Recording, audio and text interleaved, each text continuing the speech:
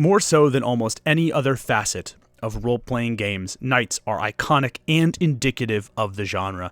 Whether we're talking about jousting knights, the knights in shining armor of myth and legend, or we're getting down and dirty in the mud with grim and gritty mercenaries, the likes of modern films such as Kingdom of Heaven or The Black Plague, it is very important for us to realize that knights are exceptionally important. However, in both our games, in modern interpretations, and in the popular imagination, knights are often misrepresented and misused, which means it's time for you to synchronize your watches because it's nighttime, baby. Hello, I am Kyle. You are watching Desks and Dorks. Now, usually this is when I ask you to do the YouTube pleasantries. And by the way, a huge thank you as we swiftly approach 5,000 subscribers at the time of this recording. It means the absolute world to me, but I'm not going to ask you for the YouTube pleasantries today. What I'm going to ask you for instead is if you really want to support us and the work that we do, get notified for the Kickstarter for A Fear Within. My team and I are working together to bring you a horror role-playing game experience that is Pokemon by way of Stephen King. In this game, you are going to play as the children possessed by very real, very powerful monsters based on their own fears as they work together to stop an eldritch abomination, the likes of which the world has never seen, that gets custom created every time by your game master. Again, this is the single best way to help us right now. Even if you are not in a financial place where you can back, just getting notified for the Kickstarter bumps us up in the Kickstarter algorithm and actually helps us get seen by somebody who might want and appreciate this project. I want to say, however, that my team and I worked really hard to try to make this even more affordable than we usually do for some of our Kickstarters. I managed to shuffle some things around so that it's even more affordable, so that a lot of the new people that are fans of Desks and Dorks can maybe get their first Desks and Dorks game, and I'd be honored if this was your first one, and I would still be very grateful if you got notified, no matter what. With that being said, let's talk about knights. Now, as always, I would like to talk about how we're going to approach this. One, we were going to start with historical misconceptions about knights, then move to their role in medieval society, of course, their equipment, organization, and training, and then how to incorporate them into your games. For those of you that don't know, I at one point was training to be a medievalist. I have a degree in medieval history, and I freaking love this, and I love incorporating these concepts and historical themes into my games. One more quick caveat that I did not write out, but again, if it's your first time watching us and we have a lot of new subscribers, I want to make sure that you know this.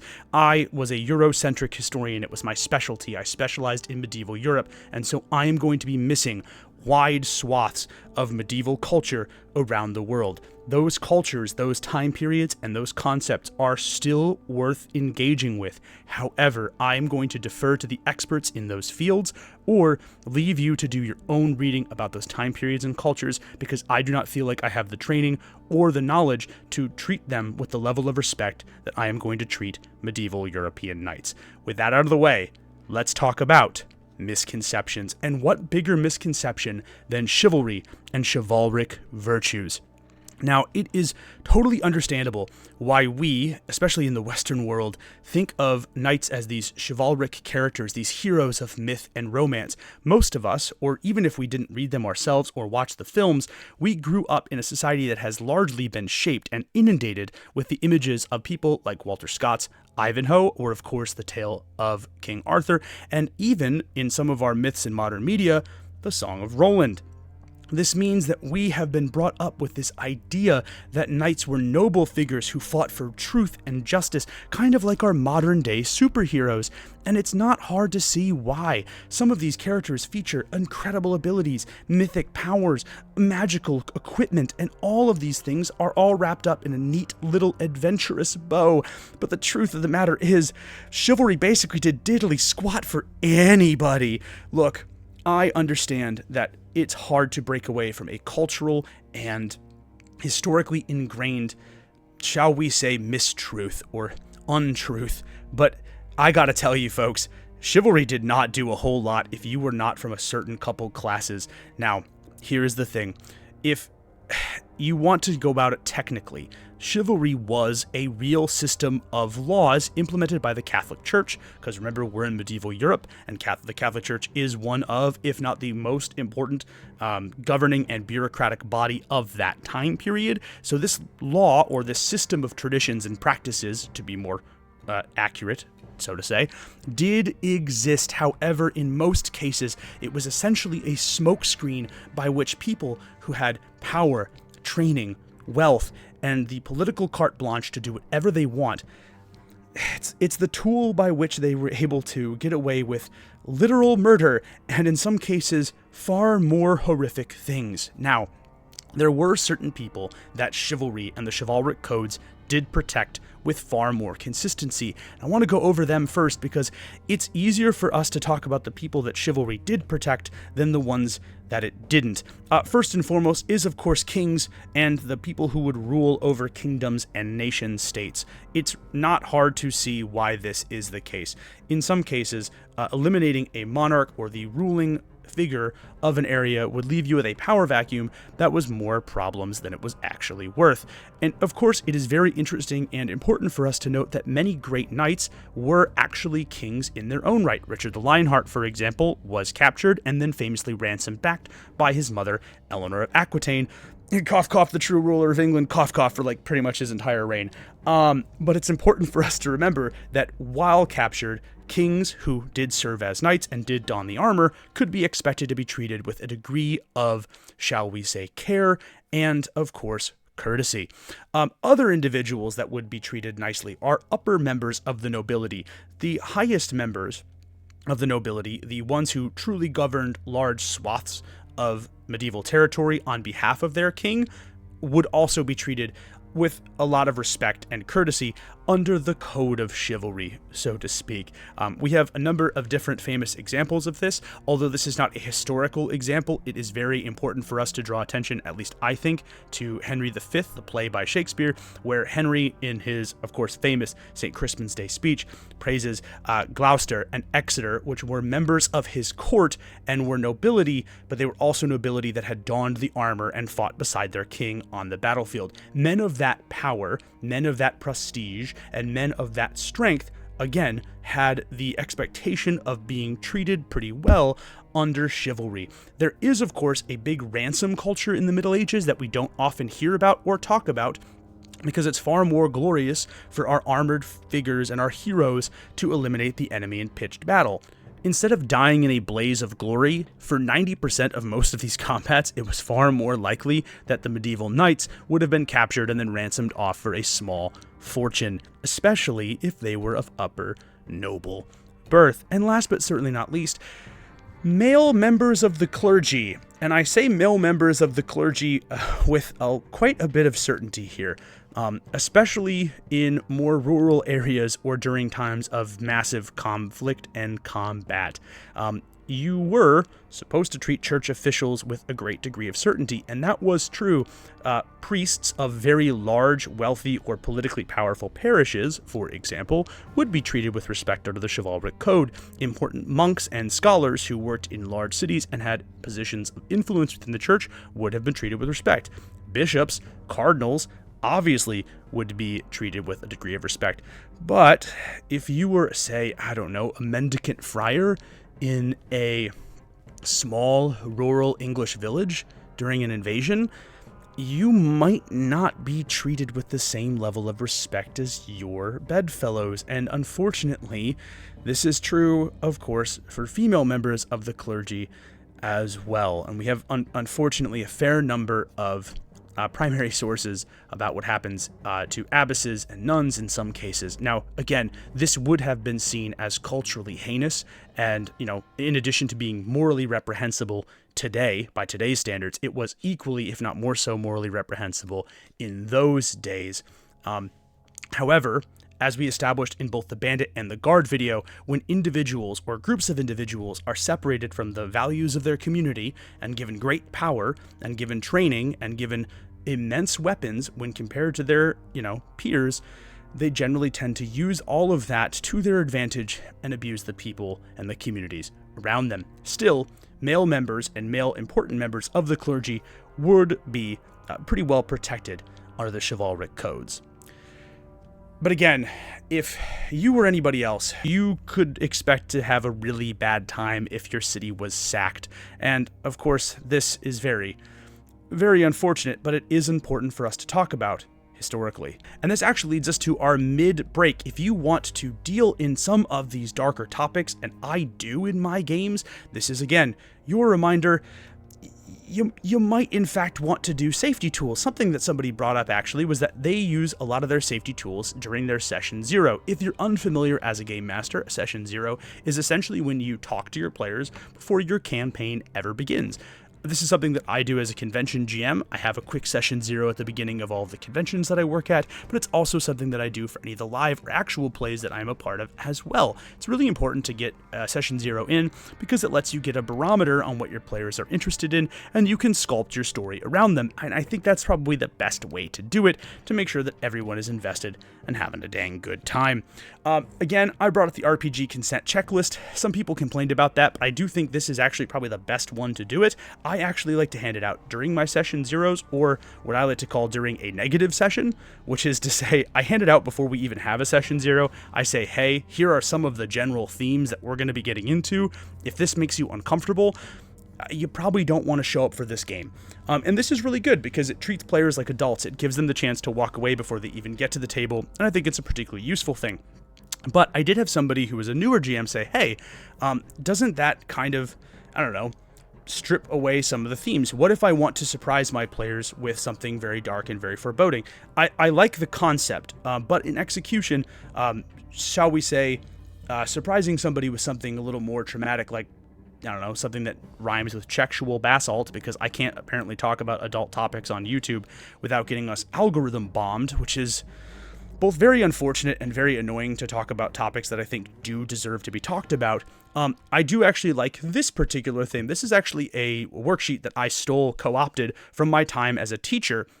But if you don't want to give away exact details, for example, if there's going to be a full-scale attack at a funeral, you might want to include, I don't know, death and grieving as one of the potential themes for your game. And that way, you don't give away everything, but your players know, hey, this topic is going to come up. And so they get to make an informed decision as equals and as adults at the table, and get to walk away if they want to, and you, of course, get to keep the element of surprise. As always, it's your friendly reminder, just make sure your players are okay at the table, just make sure everybody's having fun.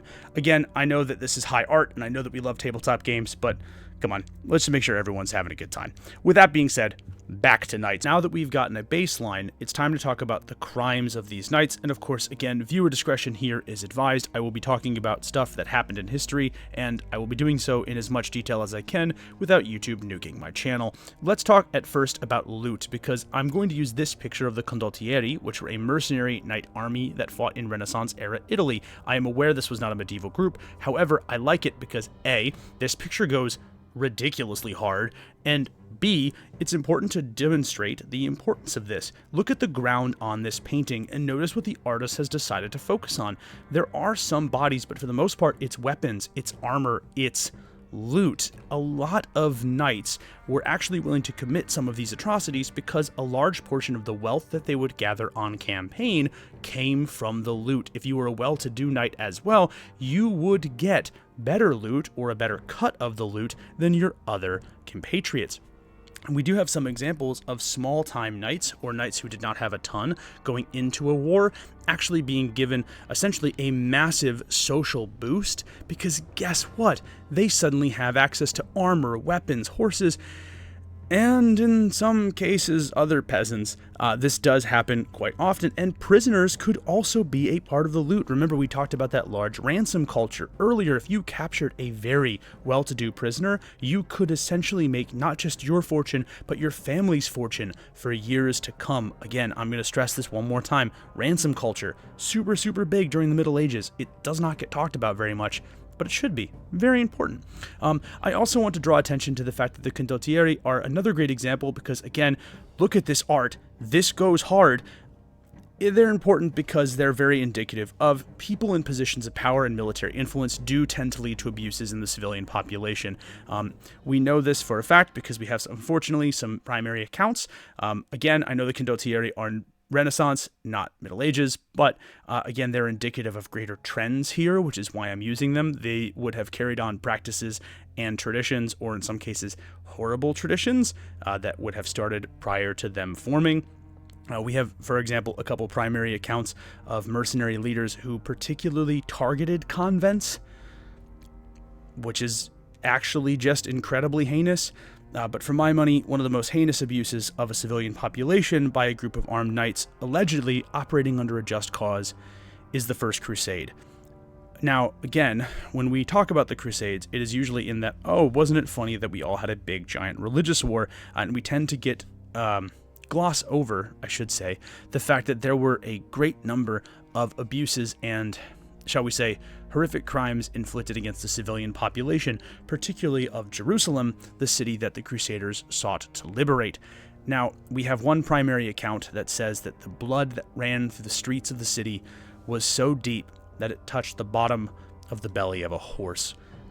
Other primary accounts from this time use cataclysmic and apocalyptic terms and imagery to describe this, and in fact some writers would have drawn allusions and comparisons to the siege and sack of the city, to the book of Revelation, and the biblical apocalypse contained therein. Now, again, not every knight did this, but it is very important for us to draw attention to these crimes because, although I'm sure there are some good knights, and historically we do have some good examples, there were far more men willing to abuse their positions of power and influence to get what they wanted by any means necessary. This does actually move us on to our second misconception, which is really interesting, I think, because there's not just one class of knight. When most people think of knights, I think a lot of them think of the landed knight or the feudal lord. This is the typical knight in shining armor that is, romanticized and espoused on and on about in Arthurian legend and myth.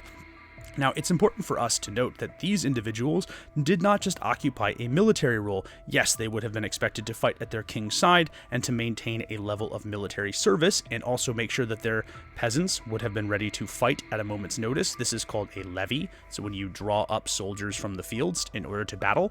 But they were also bureaucratic and governmental figures as well. If you remember from one of our previous videos, I talked at length about how the biggest issue facing governance in the Middle Ages was a problem in logistics. After the fall of the Roman Empire, communication, travel, and of course logistics become much more difficult with the decay of roads, and again, a loss of a robust national bureaucracy.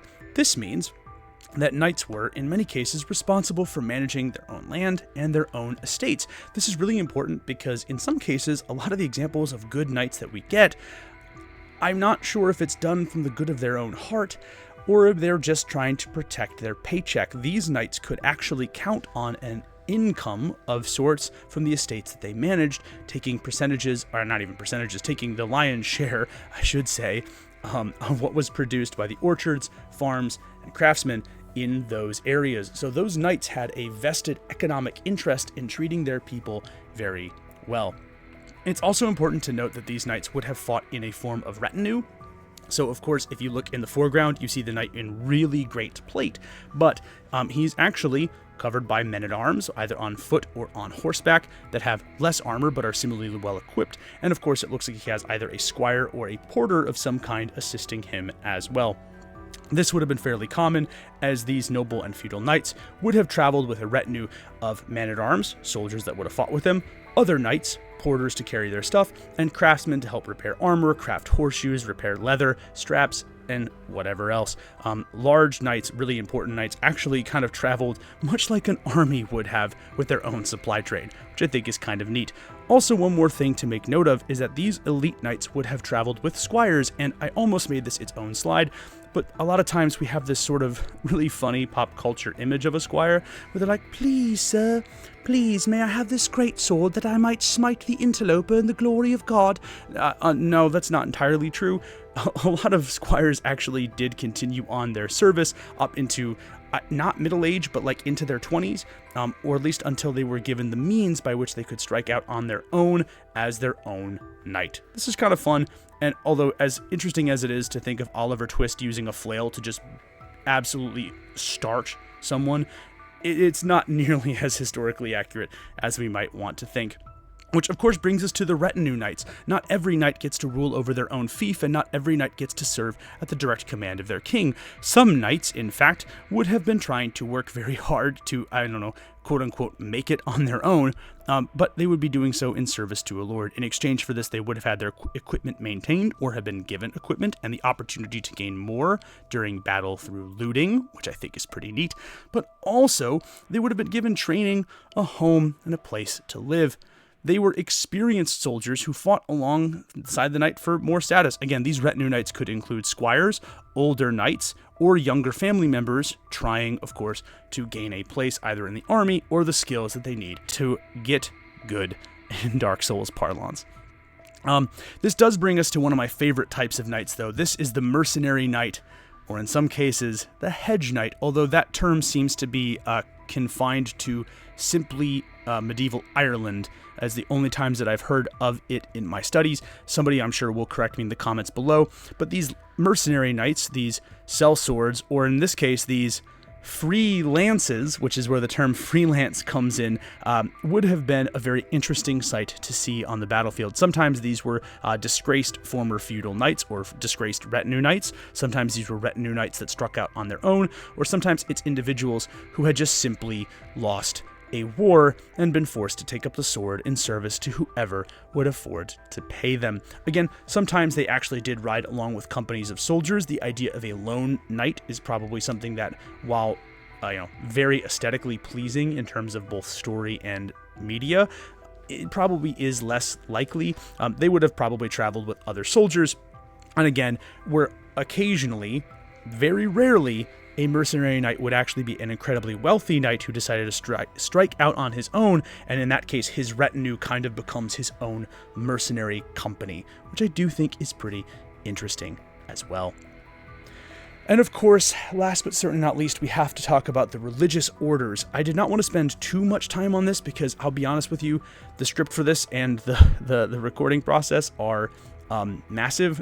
This video is going to be incredibly long. If I did, I could probably do a whole video just on religious orders, and I just might do that. But it is important for us to take into account that many knights would have served alongside a religious order, and I included the absolute most based religious order of all. This is the Hospitallers, or the Fraternal Order of St. John. They originally started as caregivers for the sick, and eventually turned into a defensive force because they would protect the wounded at the back of the armies, and then eventually turning into a defensive force became turning into an offensive force. They are actually one of the longest knightly orders that remained, and in fact they survived the Crusades and went long into the reign of gunpowder, eventually being taken out, I believe, by the Ottomans. These knights are important because in terms of their organization, they are completely and totally separated from secular authorities, and they answer in many cases to a chapter master, and then of course that chapter master would of course, respond and take orders from the Catholic Church.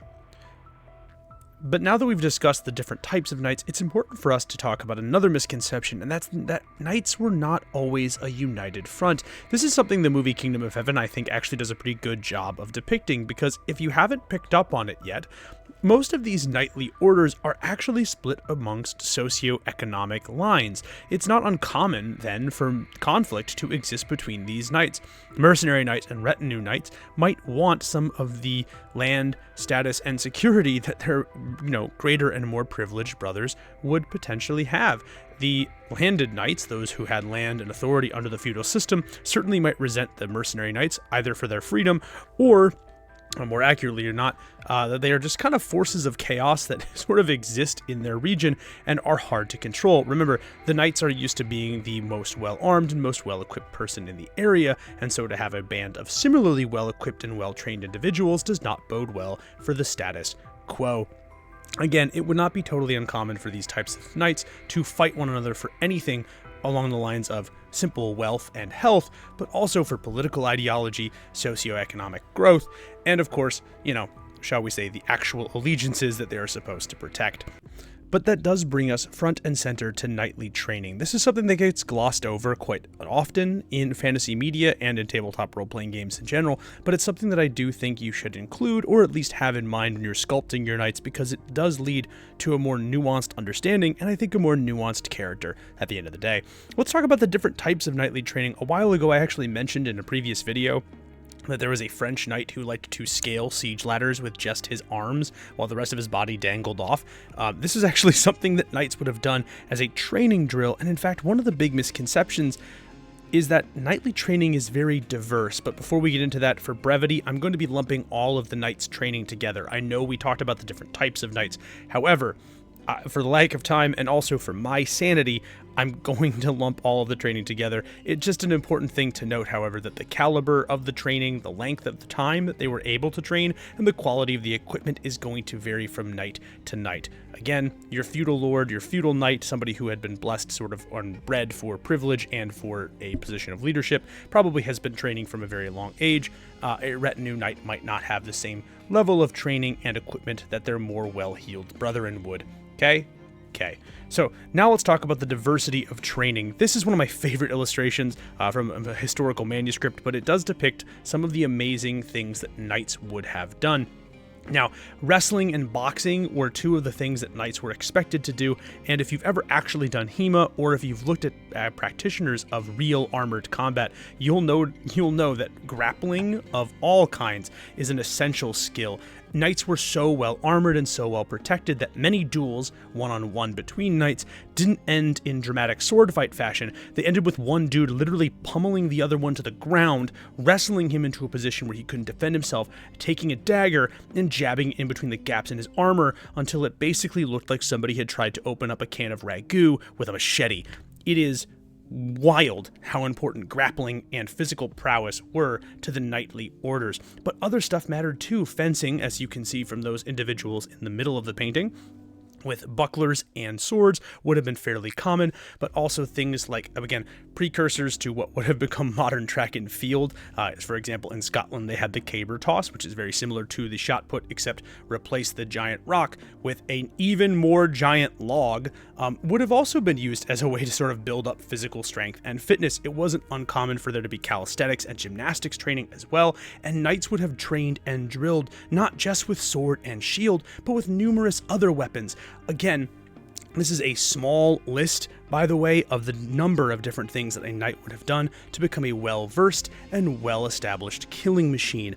Again, it's very important for us to understand that unlike many other medieval combatants that often did so out of necessity or were forced into those positions, knights expected to be thrust into those positions, and as such, they treated training very, very seriously. There are few individuals in the medieval period who were actual combat knights who did not at least possess a strong foundation of martial combat. Even quote-unquote bad knights would have been a very large cut above your average medieval combatant, solely because they would have had access to this level of training. But there's actually one thing that I want to talk about before we move on to the next part of the training, and that's that the knights treated the shield as much as a weapon as anything else. It depends on the type of knight and the time period of knight that we're discussing. However, it is not uncommon, and we have a number of different things about this in historical manuals, but the shield, particularly the edge of the shield, was as deadly a weapon as the sword, particularly against lightly armored opponents. One of the nastiest moves that a knight would do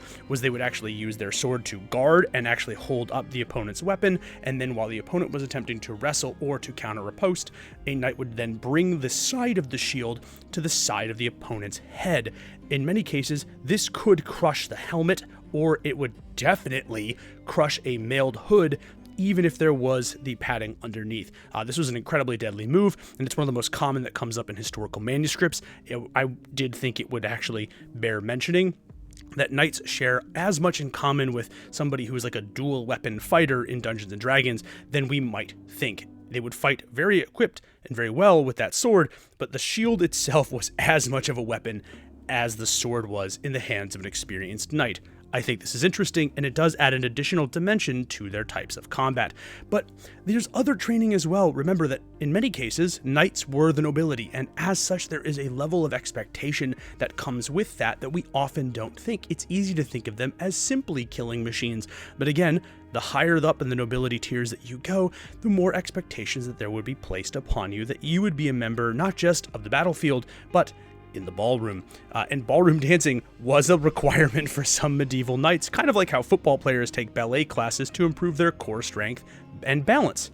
Again, this is one of the things that I really think is important. It's easy for us to assume that knights were just meatheads. However, it's important for us to, again, even the bad knights, the evil knights, those capable of horrific atrocities, were still, in some ways, nuanced and interesting figures who had a number of different roles that they played in every facet of medieval life, not just on the battlefield. Again, this can be very important to making compelling characters that your players are interested in engaging with, either by killing the ever-loving crap out of them, or by getting to know them.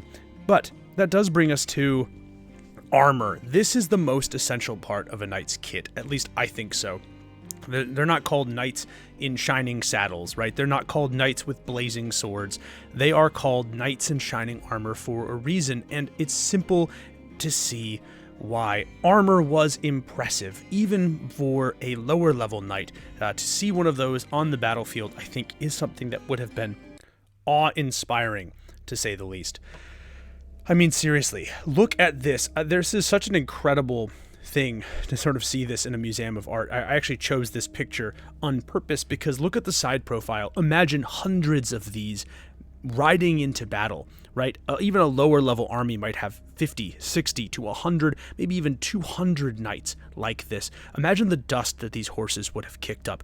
Imagine the sound that armor would have made as they rattled by. Imagine the imposing figure as you, a levy soldier, somebody who had never seen this much steel in your life, looked to the side and realized that that was on your side. It makes sense, right? There's a concept that we talk about quite often in history, and historians talk about this as well. It's called a sense of historical imagination. So yes, I know some people think it's really harmful what pop culture does to history, but as somebody who loves history, who wishes more people would be interested in history, a sense of historical imagination creates this desire to see what the past was like.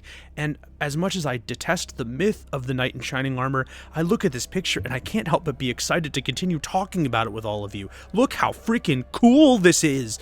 And imagine seeing that on the battlefield for the first time. We have to talk about armor before we can talk about anything else in the knight's kit. Now, it's easy for us to assume that knights would have all been kitted out with plate mail, expensive, articulate, and incredibly useful in the battlefield. This is where I get to talk about some misconceptions about plate mail.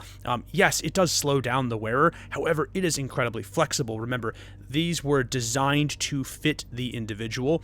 Again, I know they're not a medieval monarch, but I think it's really funny that over his time period, Henry VIII had to have his breastplate stretched over and over and over and over and over again to sort of, shall we say, accommodate his considerable girth and width as he grew larger throughout history. I think that's really compelling and interesting, but these were like second skin. They would bend with the wearer. They would allow the wearer to run, to do even some manner of light acrobatics, and allowed them to be mobile on the battlefield, on foot or on horse. That is incredibly important. They were wildly expensive, of course, because not only was the material needed to make these things a lot at that period in time. Remember, logistics is pretty much crap, so we have to deal with what we get, and so getting good quality steel is very, very hard to do.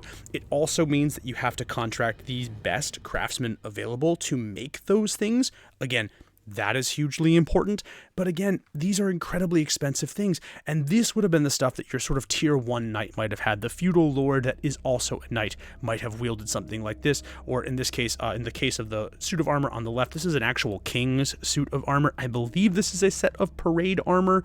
It was not really truly meant for battle. However, this would have also been functional, because when you're a king and you have an entire kingdom's wealth, why not flex a little bit and make your for show armor into something that's a little bit more exciting. One of the things that I actually got to talk about with my kids when I was teaching history was this is a lot like Fortnite skins.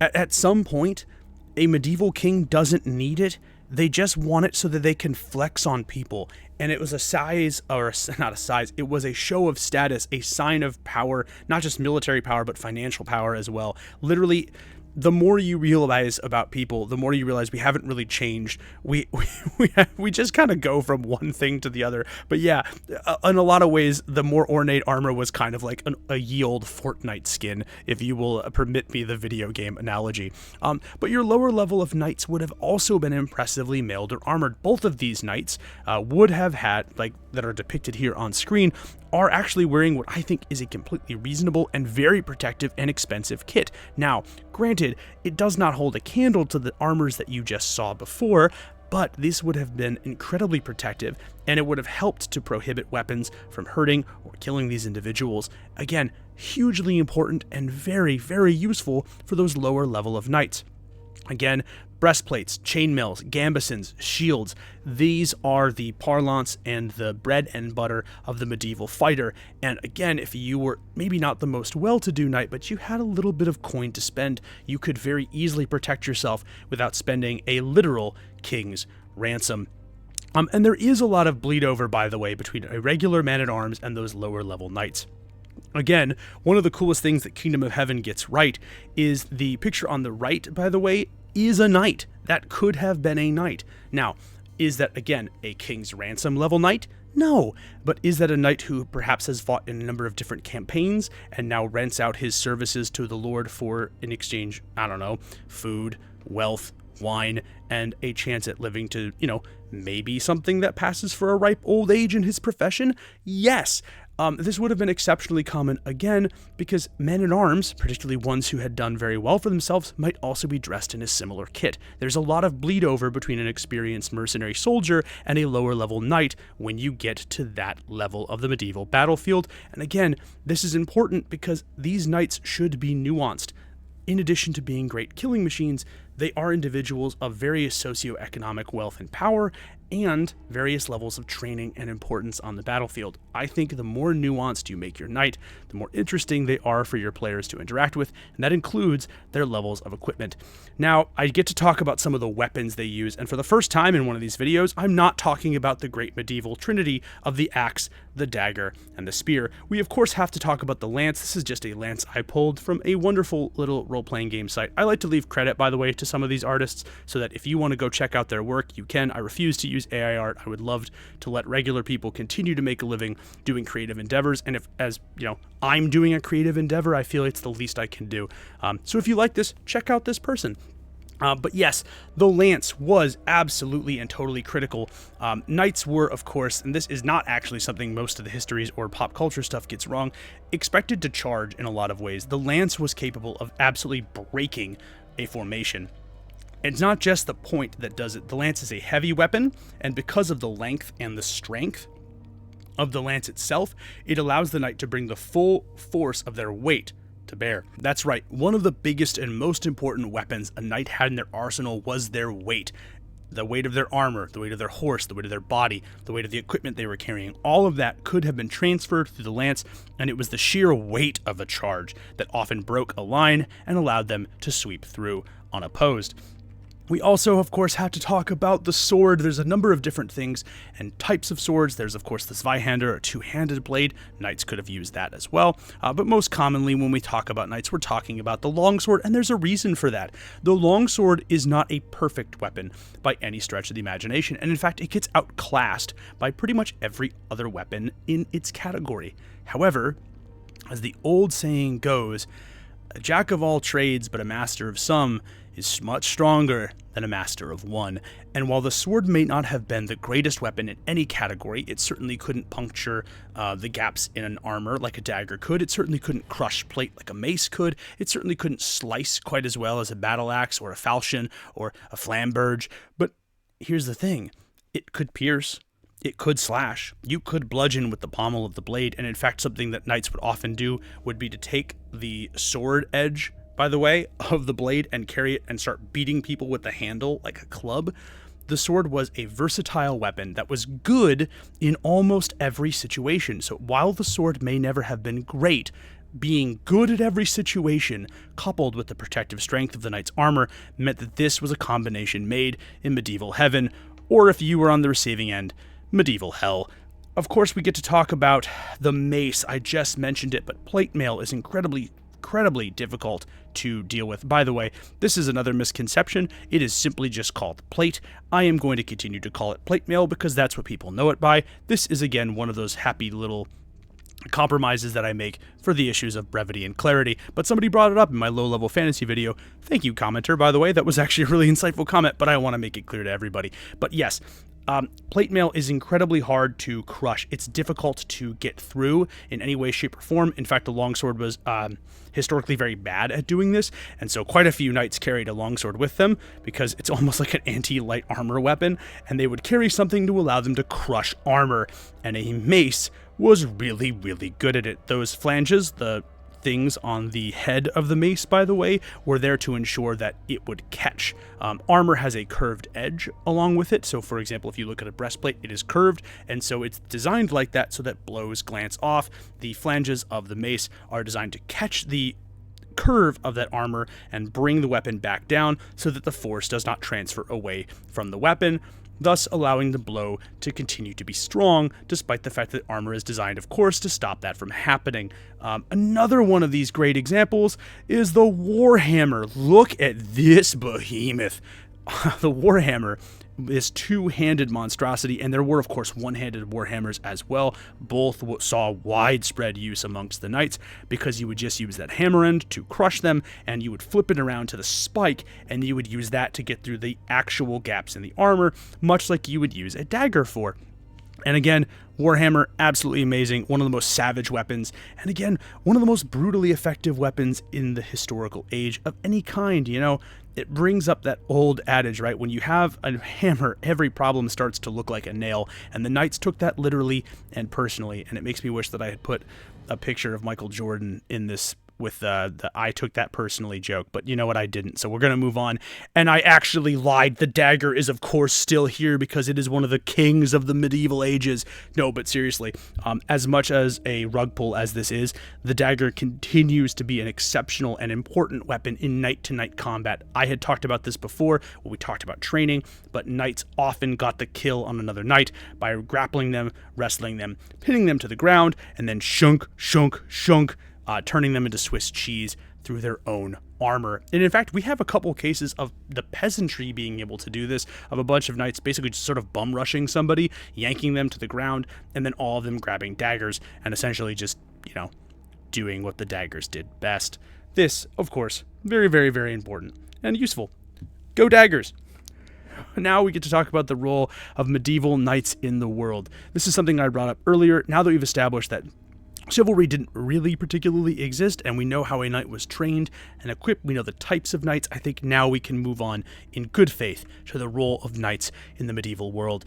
And the first big role is as a force of governance, right? A feudal knight assisted in rule and in the enforcement of law. Remember, logistics has totally broken down, communication is very difficult to do, and travel is both dangerous, arduous, and long. This means that knights would have been entrusted with sections of a king's territory, or in some cases, a lord's territory.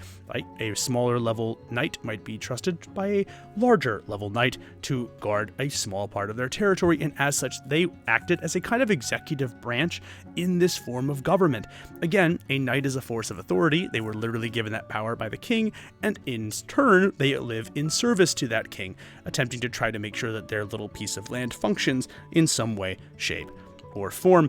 They were also important for the organization, training, and raising of armed forces. Knights were, especially during times of war, responsible with raising and organizing levies of soldiers, and that is in fact what we call those peasant armies. They are called levies. It have been exceptionally important for the knights to train these guys during times of war, and of course, now that we're talking about times of war, let's talk about the tactics, the role that knights would have played on the battlefield. It would have been very common for the knights to lead a full frontal charge in the form of a wedge. This was sometimes called the Chronos. What you had was the knights would form this wedge, they would go through, and then you would have soldiers sort of inside the wedge who would then exploit the gaps in the line in order for the knights to win the battlefield that way. Remember, a lot of medieval warfare, and actually a lot of warfare like this up until the early modern era, becomes about trying to get the enemy to rout. You could, of course, hold the knights in reserve. This does happen a couple times where knights were used to countercharge. I believe it was the Swiss who did this a couple times, where they would send a lightly armored band of infantry. The enemy would crush that line, the line would retreat, the enemy would think this was a rout, the knights would then countercharge and break the line. or break whatever passed for a line, right? The enemy would have broken their line in order to pursue in charge, and thus would have been thrown into disarray. This, by the way, for my historical fans and fans of antiquity, is a version of Hannibal's double envelopment strategy that he used against the Romans, which I think is kind of neat. And of course, they would have been used to break the enemy line. That's that Chronos strategy we were talking about earlier. However, one of the most important things, and actually one of the most important ways that the knights do break a line, happens in 1066, the Battle of Hastings. These would have been early knights, I believe, or mounted huscarls, if you really wanted to call them that. I know that's not the real name because that's what the Saxons called them, not the Normans, but you get the idea. These knights actually would have broken the Saxon lines. They actually did this to exploit the gap in that line. The king at the time, Harold Godwinson, was then killed, and of course we all know William, Duke of Normandy, then conquers England. This is a perfect example of how knights would have been used to break a shield wall or a defensive line, and then have their infantry exploit that line behind them. However, one of the most common ways that the knights, and actually cavalry in general, would have been used is a simple hammer and anvil strategy. The anvil, by the way, is your infantry. It is the thing that you use to hold the enemy in place, right? You and the enemy infantry would fight each other, so you would hold them in place, thus that makes it the anvil, and then you would bring the hammer down, which is the cavalry, which would then press in either from the sides, or ideally, if they could, from the back. It's actually why one of the most important things in medieval warfare are cavalry skirmishes and cavalry engagements, because a lot of times if you can break the enemy's cavalry, you stop them from being able to do the hammer and anvil, and then you become able to exploit their weakness in cavalry. And it's important for us to discuss the importance of cavalry, because if we're looking at military history, the bulk of casualties don't come from pitched combat. These are not men who want to fight to the very last or die for no good reason, and that's why the bulk of casualties usually occurred during a rout. A rout, for those not in the know, in military parlance, is when the enemy breaks and runs, or if your own side gets terrified, also breaks and runs. This means that for a lot of the times, you are attempting to sort of exploit a gap in the army to cause them to rout and panic so that your cavalry can run down the majority of the people. It's another reason why cavalry was so important and why ransom culture was such a big thing. Again, these pictures are, by the way, not from the Middle Ages, but they do a good job of depicting what a rout might look like. But now that we've discussed the importance of knights as both a governing figure and their role in the military, I think it's important for us to finally move on to how we would include them in our games. A couple caveats, of course. We have to talk about what types of knights they are, their equipment, their goals, and I actually decided I would do a second example where I apply low fantasy concepts to a high fantasy world. Our first type of knight is the Shadrach. This is a knight composed entirely of squires or younger family members and freelance knights. So imagine for a moment a group of knights brought together not by love or loyalty, but by the fact that their older sibling, or maybe perhaps an uncle or father, has the power to bring them all together and pay them. As a result, they are protected with great weapons and, of course, incredible tactics. The difficulty, though, is that they're intentionally assigned to protect the lands of the wealthy knight that they serve. However, in practice, they play a little bit more like the mob, taking protection money from businesses, peasants, and even maybe some churches in order to not destroy them. The other high fantasy concept that I wanted to apply this to is the Outriders of Halo Reef. This is an entirely freelance company of, mer people, depending on what system you're playing, but they're older knights. They're semi-retired knights from beneath the waves, and it's because of their age that they have moved on. They're equipped with light armor, as depicted in the illustration, but they have incredible gear and morale. They have a lot of great swords, a lot of great weapons, and the desire to do this, and the reason that they are that way is because they've been denied opportunity. This happens in the Middle Ages, where older knights were kind of phased out if they weren't lucky enough to become a member of state, and at that case, they've sort of outlived their usefulness as members of a military unit. Now, some of them would go on to become weapon masters for castles or to help train the next generation of knights. That does happen quite often, but for a knight who sort of missed the days of battle and glory, that would have been very difficult, and I wanted to apply that concept here. And that, dear friends, brings us to the end of the video proper. If you have enjoyed this video, again, the best thing that you can do to support myself, the content we make here, and the team over at Desks and Dorks is clicking to get notified for the Kickstarter for A Fear Within. I mean, seriously, this is the best way to do it. And again, even if you can't actually back, just getting notified really does help kick us up in the Kickstarter algorithm, although obviously we hope you do, but this would be the single most tremendously helpful thing that you could do for us. As always, this brings us to the end of the video proper, but there is going to be the Q&A section at the end of the video where I'm going to address some of the stuff that I would have loved to have talked about, where I'll breeze over some of the questions and some of the things that you said either in the posts or in the Desks and Dorks community Discord. But until next time, I am Kyle Lott for Desks and Dorks. You have all been amazing, and I'll see you in the next one. Peace. Hello everybody and welcome back. How are we all doing? It's time for the Q&A section. Hello members of the Dad Bod. I am not going to be going back through the presentation. I'm going to leave the QR code up because my hope, my vain hope, is that someone will click on it and get notified. I'm really excited for this project in case anybody can't tell. And I'm really bad at like shilling for myself. It's why I make self-deprecating jokes about it during every video. And I'm trying to actually get better because it is really important. It's how I pay the people that I love and how I pay the people that make great art. So time for Q&A stuff. Let's talk about it. One, somebody actually mentioned that there are Cavalier origins for the Knights, and that's actually true for the most part. At least it seems like in continental Europe, the Knights, or at least the practices of the Knights, in their earliest forms and stages, were derived from the Roman equites, who, of course, would have been the cavalry officers of the Roman army. Really cool bunch of stories there, and some really cool and interesting things in that case, but as much as I enjoy it, as much as I like it, it wasn't something I had the time to actually put into the video.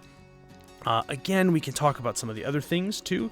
Somebody actually brought up the Cavalier nature of Knights, and the Cavaliers, if you're referring to them as a historical unit, wouldn't have come into play until about the 16 or 1700s, which is when firearms start to sort of make the cavalry officer obsolete. It's really interesting, and I think that's part of why things like Warhammer Fantasy, for example, or I guess it's called Age of Sigmar now, tend to use cavalry officers. That breastplate and the pistoliers are a unit that comes to mind. But yeah, I mean, these sort of Cavalier Knights would have been slowly outpaced by firearms technology, but there was a time where they were using it, which I think is interesting. Some people, of course, are talking a little bit about the role that Knights play in society. I think I did a pretty good job of, at least creating a wider sort of swath by which we could talk about the Knights in their ways. Again, one of the things that I like, and I think is pretty interesting, is the Knights have a role in governing and governance, and I think that's kind of cool and pretty neat. Some other things that I wanted to talk about, these weren't necessarily Q&As, but again, we talked about the origin of Knights in the pre-medieval period. This, again, varies widely on culture. The equites are just one example of something that helped to influence knightly culture. French nobility and French etiquette culture actually goes pretty far in creating and sculpting the way of Knights. Again, there's that socioeconomic, socio-political sort of bent where the people who were, able to afford to stable and feed horses were always the wealthiest. It's why there's sort of a class divide among Knights as well. Wish I could have drawn a little more attention to that in my thing.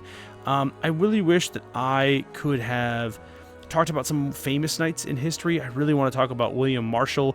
William Marshall would deserve a video of this length or greater by himself, which I think is very important to make a note of. But it does kind of bring us, I think, to the end of the Q&As. I really do want to say before it's all said and done here that I really appreciate all the support. It's crazy to kind of like wake up every day and be like, oh, we're up like another 110, 120 subscribers. It's really, really flattering to me, and I'm sure nobody is actually listening to it at this point, which is totally fine, because it's very flattering. I don't know. When we started this, I was very happy with the money that we were making. I thought that we were doing pretty well, and ever since the YouTube channel has started to blow up, it's been crazy. Like the amount of games that we've been selling, the amount of people who have been supportive of our projects, the number of people who have just been supportive of me. I'm going to give a particular shout out to our Discord channel here. Not myself in particular, but we've had a bunch of new players join the Discord, and it's been really, really nice to, obviously I'm swamped with everything. I'll be honest, I'm not in the Discord nearly as much as I would like to be, although I think I'm there pretty frequently, but it's just really nice to like go to work in the morning, go to work in the evening, come back and edit videos, and not look at the Discord all day, and then just be like, oh, I want to check in on what my community's up to, because at some level, right, like I think that does reflect poorly on me if I don't do a good job of at least helping to organize the community, give them the tools that they need to be how do I put this? Successful, but also a welcoming place. It's just really nice and really fortunate for me that I get to come back and, you know, everybody is being so nice to each other and welcoming to the new players, the new people there. It's just really great. It does my old dark heart good. But in any case, folks, that's it for right now. Again, please like the Kickstarter, share the Kickstarter, show it to people you know, tell your grandma about it. You don't have to tell your grandma about it unless she likes, you know, indie role-playing games, in which case, please tell your grandma about it. She sounds like a lovely person. I would love to play games with her sometime. But in any case, folks, that's it. I think that's it for the Q&As. I'm sure I'll be responding to comments on this one too. But until next time, I'm Kyle at for Desks and Dorks. Again, you guys are great. I am sincerely grateful of the tremendous amount of support that I have been shown in the last couple months. It is very humbling and very flattering and very meaningful, and I want you all to know that it's not taken for granted. Although, as I talked to Twin Steel, another member of the Discord, he was like, I had a friend who would say I didn't take it for granted. Like, the promise was as solid as stone. So I do not take you for granted, but I do take you for granted. In which case, I think you guys are pretty rock solid. So with that being said, I'm Kyle out for Desks and Dorks. You guys are awesome. I'm going to work that somehow into another video in a more official capacity. So, you know, for the 3 of you who are still around actually watching the Q&A, you'll know it's coming. Everybody else will be like, how the heck did this joke go through? But in any case, Kyle out for Desks and Dorks. You guys are great. Peace.